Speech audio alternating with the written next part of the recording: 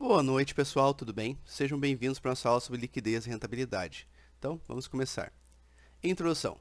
Finanças é a arte e a ciência do gerenciamento de fundos, girando em torno da decisão sobre onde investir e como financiar o investimento. A missão da administração financeira é maximizar a riqueza dos acionistas da empresa. Uma decisão financeira ótima pressupõe principalmente a identificação de dois aspectos financeiros, a relação risco-retorno. Juntamente com esse conceito, temos como objetivo a maximização da rentabilidade sobre o capital investido, com a liquidez adequada. Normalmente, o investimento vai estar sobre essas três variáveis aqui, que seria risco, retorno e liquidez. Perfeito? Liquidez e rentabilidade vamos falar aqui. Liquidez é a capacidade que possui um bem de servir como instrumento de troca, ou seja, ser converter rapidamente em dinheiro. Isso aqui é fácil buscar exemplos. Por exemplo, um dinheiro, no caso moeda efetivamente, ela tem um poder de compra absoluto, ok? Tudo bem que você pode ter problemas de comprar, por exemplo, usando uma moeda em países diferentes. Mas, em geral, dinheiro é a forma mais fácil de você converter no bem que você quiser. Já, por exemplo, ter capital investido, por exemplo, no formato de imóveis, é bem mais complicado converter, perfeito? Se tem, digamos, um terreno, você vai ter que vender esse terreno para converter em dinheiro.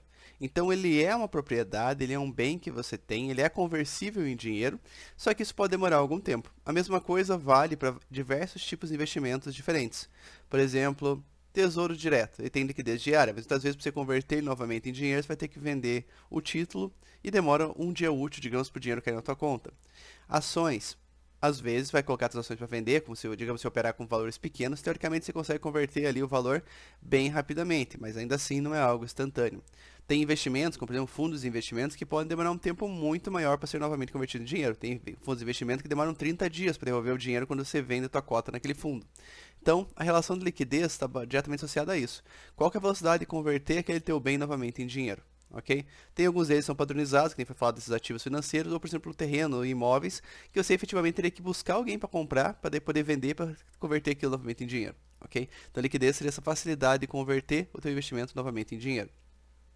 E rentabilidade é a otimização da remuneração sobre o capital investido, indicando o retorno que o empreendimento está propiciando. Muitas vezes, um aqui vai ser inverso ao outro. Algo que tem bastante liquidez e algo que é seguro, no caso que não vai ter, que vai ter baixo risco, a rentabilidade dele vai ser baixa. Coisas, digamos, investimentos que vão ter ali maior rentabilidade, normalmente eles vão ter uma baixa liquidez ou vão ter muito risco, ok? Então sempre vai ser baseado com a lógica desse tripé. Normalmente quando uma coisa é muito polarizada, pelo menos as benéficas, que seria liquidez e rentabilidade, a outra vai acabar sendo prejudicada em relação a isso. O ideal é diversificar os investimentos, diversificar as formas de alocar dinheiro de maneira que você consiga atender, digamos, as necessidades da empresa com ativos e investimentos ou até mesmo colocando dinheiro em contas com maior liquidez e com menor rentabilidade, de maneira que você consiga ter esse capital de giro ali no tempo correto e investir outra parte do capital em produtos que tenham maior rentabilidade, um risco relativamente maior e possivelmente com menos liquidez. Então, o equilíbrio entre essas forças é o que traz maior retorno para a empresa com baixo risco, ok? Por exemplo, só voltando a falar nisso, se tiver vários ativos com alta liquidez, muitas vezes está perdendo a oportunidade de ganhar mais dinheiro com investindo em coisas com maior rentabilidade e menos liquidez. Por isso que o equilíbrio dessas forças é importante. Nós vamos ver nessa aula aqui também alguns indicadores, tanto liquidez quanto rentabilidade. E para isso é importante entender a definição, tanto DRE, que seria a demonstração do resultado do exercício, que é uma demonstração contábil. Pera aí.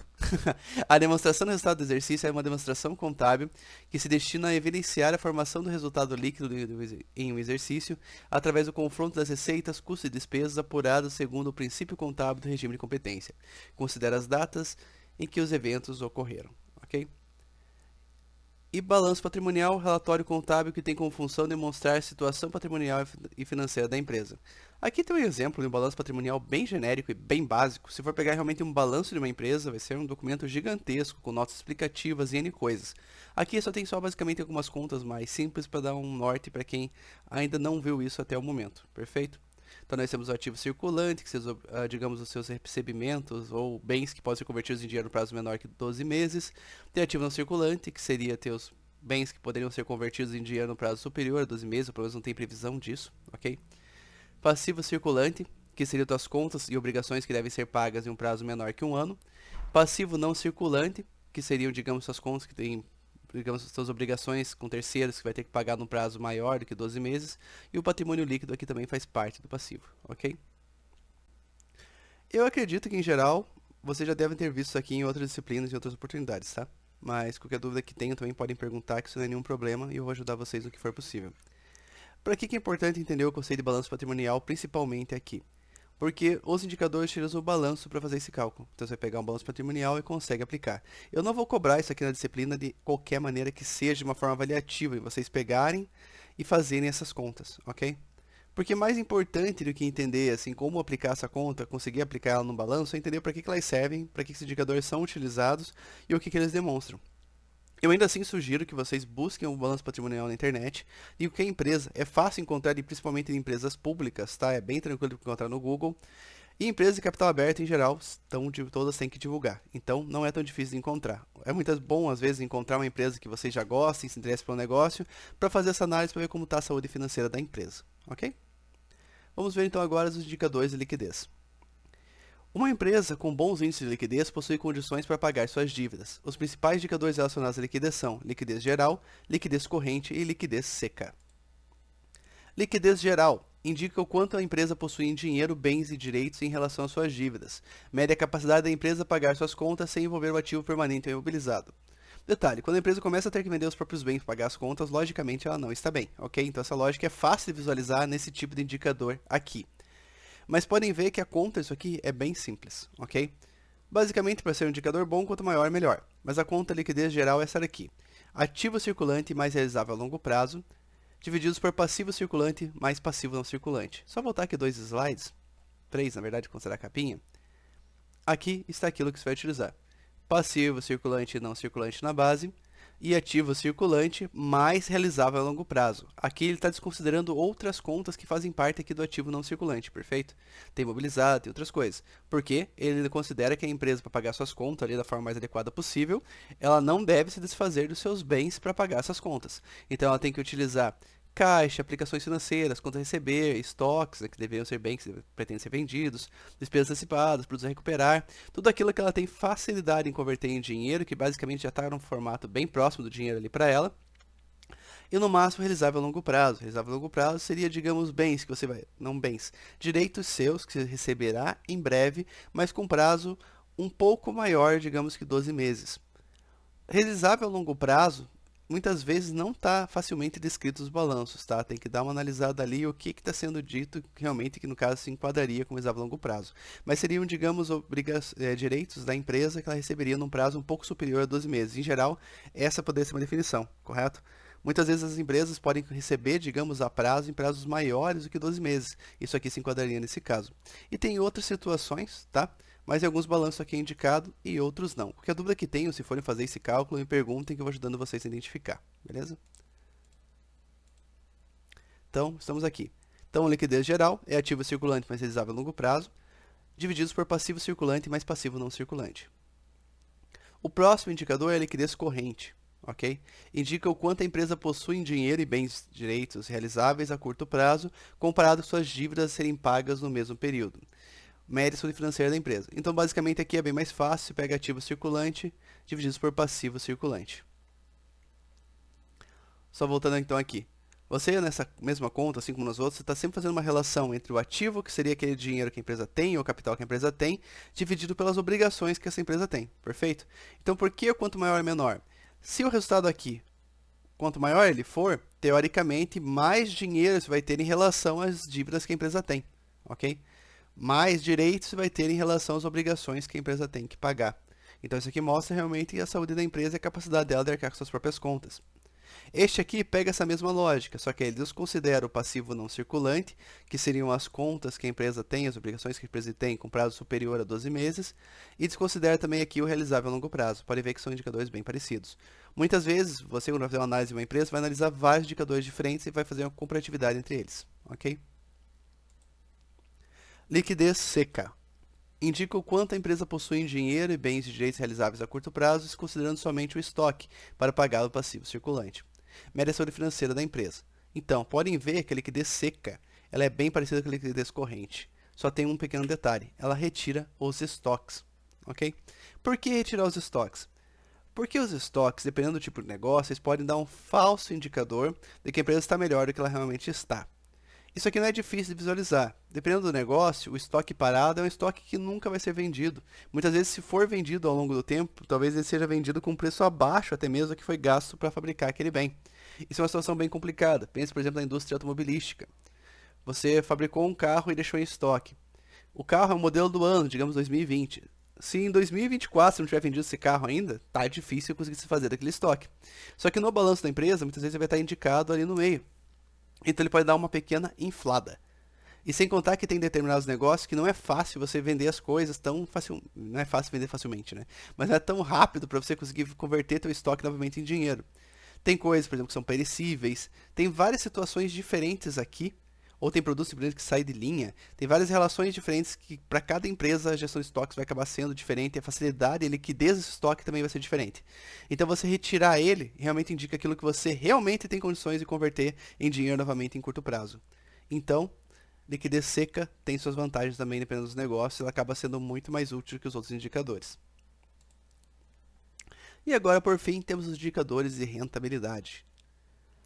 Expressam a otimização da remuneração sobre o capital investido pelos acionistas, ou a maximização da riqueza dos proprietários. Indicam qual o retorno que o empreendimento está propiciando, relacionando os lucros ou resultados em relação aos diversos tipos de capitais envolvidos. Então, basicamente, o que está sendo analisado aqui é a empresa, digamos, foi investido tanto para construir ela, ou digamos, está sendo investido nela ao longo do tempo. Quanto retorno efetivamente esse empreendimento está trazendo. E para isso nós temos uma série de indicadores que podem ser utilizados também. Os principais indicadores relacionados à rentabilidade e retorno são retorno sobre as vendas, giro do ativo, retorno sobre o ativo, retorno sobre o patrimônio líquido e lucro antes dos juros, impostos, depreciação e amortização, EBITDA. O EBITDA em si ele é bem famoso. Teoricamente o EBITDA mereceria uma aula inteira só para ele, só que o tempo acaba sendo curto ao longo do semestre. Mas eu até deixei dois artigos extras ali falando sobre EBITDA, que estão anexados no tópico do AVA.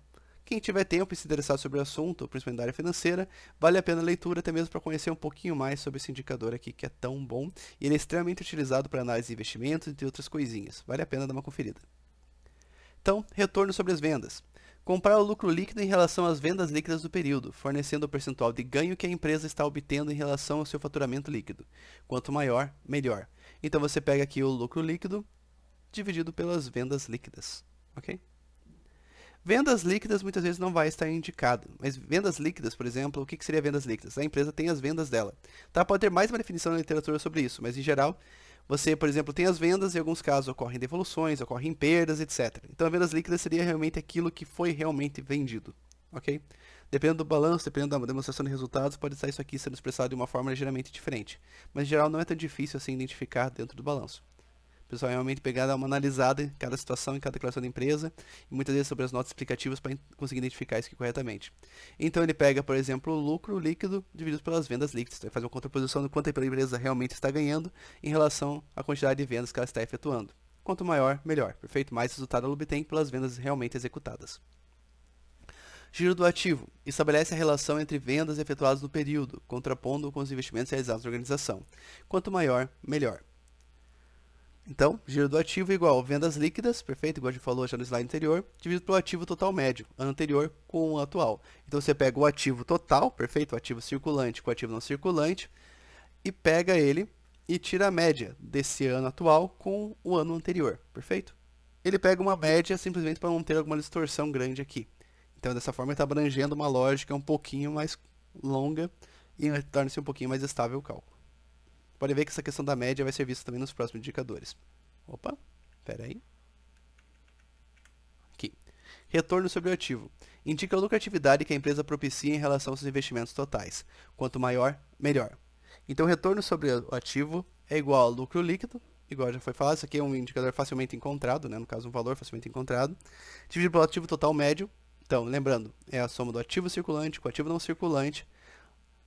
Isso você faz para os 2 anos e tira a média desses dois valores, ok? Então você pega o ativo total, por exemplo, que nem agora 2020, ativo total de 2019, tira a média dos dois valores e aplica aqui na conta.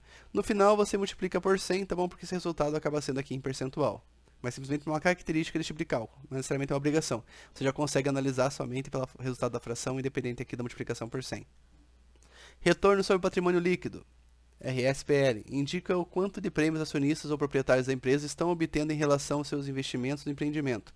Quanto maior, melhor. Então, RSPL igual lucro líquido, perfeito, dividido por patrimônio líquido médio, ano anterior com o atual. Então, você vai pegar o patrimônio líquido, normalmente isso aqui também é facilmente indicado, tá bom? E divide ali, no caso, tira a média dos dois períodos. Igual eu falo, entre 2020 e 2019, se você estiver analisando os dois últimos anos, tira a média deles e aplica nessa conta. Esse aqui também é multiplicado por sempre do resultado em percentual. E o último, lucro antes de impostos, de juros, impostos, depreciação e amortização, EBITDA. Indica o potencial de geração de caixa do negócio, pois demonstra quanto dinheiro é gerado pelos ativos operacionais. Por que isso aqui é importante? A empresa tem várias formas diferentes de ganhar dinheiro, mas o que realmente importa para demonstrar se aquele negócio é um sucesso é se o negócio da empresa, o core business da empresa realmente está trazendo resultado. Por exemplo, se a empresa tem bastante capital aplicado, tecnicamente esse capital provavelmente vai trazer ali algum retorno para a empresa. Só que isso acaba sendo meio complicadinho porque acaba realmente, em alguns casos, desmascarando que a empresa realmente está ali obtendo resultado, ok? Por isso que você tira ali lucro antes de juros, impostos, depreciação, amortização, é realmente o dinheiro que está sendo gerado. Depreciação e amortização são outros dois conceitos que podem pegar e disfarçar ali o que a empresa realmente, digamos, está ganhando um valor maior do que está aparecendo. Porque a depreciação, teoricamente, seriam os teus bens ali desvalorizando ao longo do tempo, perfeito? Uma taxa de depreciação ali contínua que vai acontecendo com qualquer bem imobilizado da empresa. E a amortização, basicamente, também seria uma desvalorização de outros tipos de bens que a empresa tenha. Por exemplo, assim, bens físicos, eles depreciam. Outros tipos de bens que têm, digamos, seu valor dado ao mercado, mas que também têm um prazo de validade e durabilidade, e tecnicamente eles estão amortizando. Por exemplo, um exemplo de amortização que fica bem fácil de compreender seria, por exemplo, patentes, que nem, por exemplo, na indústria farmacêutica. Determinado tipo de princípio ativo pode ser explorado exclusivamente por uma determinada empresa farmacêutica durante 10 anos. Ao longo desses 10 anos, tecnicamente, esse produto vai valorizando 10% a cada ano, perfeito? Porque no final de 10 anos a empresa vai perder exclusividade sobre essa patente.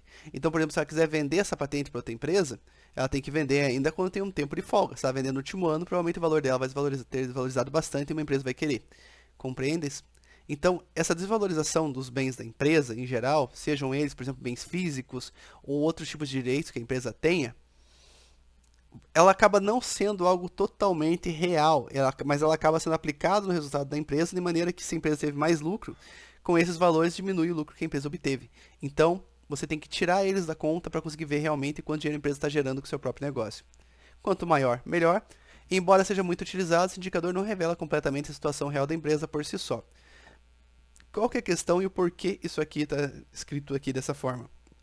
Porque como EBITDA é um conceito muito utilizado, ele é muito utilizado para análise de investimentos e tudo mais, as empresas perceberam isso e começaram a manipular digamos, os seus registros, suas informações, as suas demonstrações de resultado, no seu balanço, para conseguir pegar e atingir um melhor EBITDA. Então eles fazem isso já buscando, digamos, melhores resultados no mercado. Então, sem contar que surgiram outros tipos de indicadores. Tem empresas que inventaram indicadores diferentes, tipo com variações de EBITDA para aplicações em coisas diferentes. Se eu não me engano, um dos artigos até dá um exemplo disso. Então é complicado porque as empresas viram que o EBITDA é muito utilizado, então elas começam a tentar mascarar os seus valores de maneira que consigam conseguir um EBITDA melhor e dessa forma ter uma percepção melhor no mercado. Mas enfim, o que seria o EBITDA, como se calcula? Seria basicamente lucro operacional líquido, que seria o EBIT, que está a fórmula aqui abaixo, mais depreciação, mais amortização. Então, o EBIT seria lucro líquido, mais encargos financeiros, mais impostos sobre o lucro. Então, basicamente, aqui você está inserindo novamente aqueles valores que foram tirados por tipos, digamos, de... Eu vou colocar aqui gastos, tá? Mas não é necessariamente gastos. Seria basicamente, digamos, valores que foram aplicados, que retiram ali, basicamente, diminuem o resultado da empresa, mas que no fim eles não são efetivamente perda de dinheiro ou gastos. Eles são realmente, digamos, valores que têm que ser aplicados naturalmente ali, porque isso, tipo, teoricamente, é basicamente uma obrigação, tem seus fundamentos, mas na prática eles acabam mascarando o quanto de lucro realmente a empresa tenha. Então aqui você consegue analisar por meio do EBITDA o quanto a empresa realmente está gerando de lucro com base no seu core business, com base no seu direto, no seu negócio efetivamente. Perfeito? Você consegue ver esse dinheiro sendo gerado. Para muitos investidores não importa, por exemplo, quanto a empresa realmente tenha de depreciação e amortização, por exemplo, ou quanto imposto ela está pagando. O potencial daquela empresa, daquele negócio, de gerar cada vez mais resultado está associado diretamente ao EBITDA ali por causa disso, que seria o quanto dinheiro que a empresa realmente consegue fazer com as suas operações, ok? Tem mais indicadores que calculam coisas próximas, mas por isso que a gente combina eles para fazer uma análise completa. Por exemplo, lá na empresa, a gente utiliza esses indicadores financeiros, se não me engano, são quase todas as formas que tem aqui, até algumas a mais, para ver a saúde da empresa, a saúde do negócio da empresa que a gente venha contratar, para ver se realmente a empresa consegue manter, por exemplo, um contrato de, sei lá, 2, 3 milhões ao longo do tempo. Então a gente faz essas análises no balanço, demonstrações de resultados da empresa, de maneira que a gente consiga pegar e avaliar a saúde financeira dela, para ver se ela teria condições de assumir os compromissos conosco. Então isso aqui são utilizados em diversas situações diferentes pelos negócios, mas muitas vezes pode utilizar isso aqui, por exemplo, para avaliar uma empresa que você pretende investir. O EBITDA, igual eu falei, ele é muito utilizado para análise de investimentos. Obviamente ele é combinado com outros tipos de indicadores também, mas ele tem seu valor e é muito utilizado no mercado. Então, pessoal, a aula de hoje, o resumo da aula de hoje é basicamente isso, tá bom? Na aula em si eu não vou passar situações práticas para vocês calcularem esses indicadores, mas eu incentivo a vocês a procurar balanços se quiserem, até tipo, me peçam no WhatsApp que eu envio algum balanço de alguma empresa para vocês, para poderem estar tentando aplicar esses conceitos que estão sendo vistos aqui, ok? Fica um pouco mais difícil, querendo essa questão de turma mista, pessoas indo e não indo, a gente conseguir praticar esses cálculos matemáticos e cobrar isso aqui de vocês. Mas, igual eu falei, eu incentivo que vocês peguem, no caso, em algum balanço, tentem aplicar essas contas, qualquer dúvida que vão aparecendo, vão me perguntando, é bom para ajudar a fixar o conteúdo, mas é muito mais útil principalmente para aqueles que realmente têm interesse em explorar esse tipo de conteúdo um pouco mais a fundo. Por isso também tem os artigos ali, que acabam, digamos, sendo com uma leitura complementar, beleza? Então, pessoal, a aula resumo de hoje é isso. Muito obrigado pela atenção. Se quiserem realmente aprofundar mais, tentem buscar os balanços ou me peçam um balanço por WhatsApp, tentem aplicar ali as fórmulas, vejam os resultados que obtiveram, tentem comparar empresas diferentes e daí vocês vão ver que os indicadores acabam revelando umas informações bem interessantes. Um grande abraço a todos e um ótimo fim de semana. Até a próxima aula. Tchau, tchau.